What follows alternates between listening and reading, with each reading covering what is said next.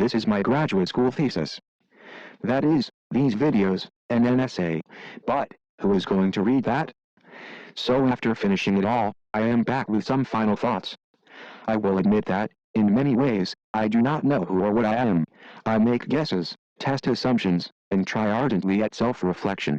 What I do know is that stepping outside of my comfort zone is a necessary part of my personal development, and that the algorithmic personalization of my information ecosystem is a threat to that. We're not very good at knowing ourselves or what's good for us.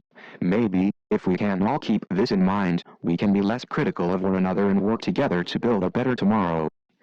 Though I fought it tooth and nail, I feared the possibility of founding my conclusions based on algorithmically fed confirmation bias throughout my research process. We all have preferences, consciously and unconsciously. We enter academic fields, career paths, relationships, loan agreements, and more, based on these preferences, further siloing our individual perceptions.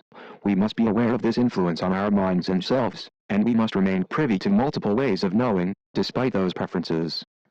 I'm still not sure if graduate school required my social isolation, if my present social circumstances have more to do with the current pandemic, or if it was exacerbated by my immersive approach to this research.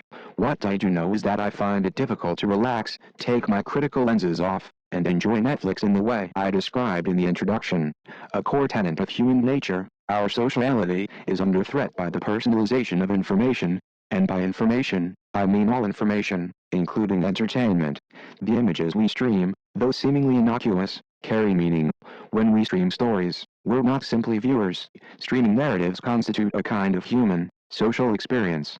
We know that our identities and our expectations of the world are heavily informed by others, so shouldn't we consider the consequences of spending time with fictional persons, too?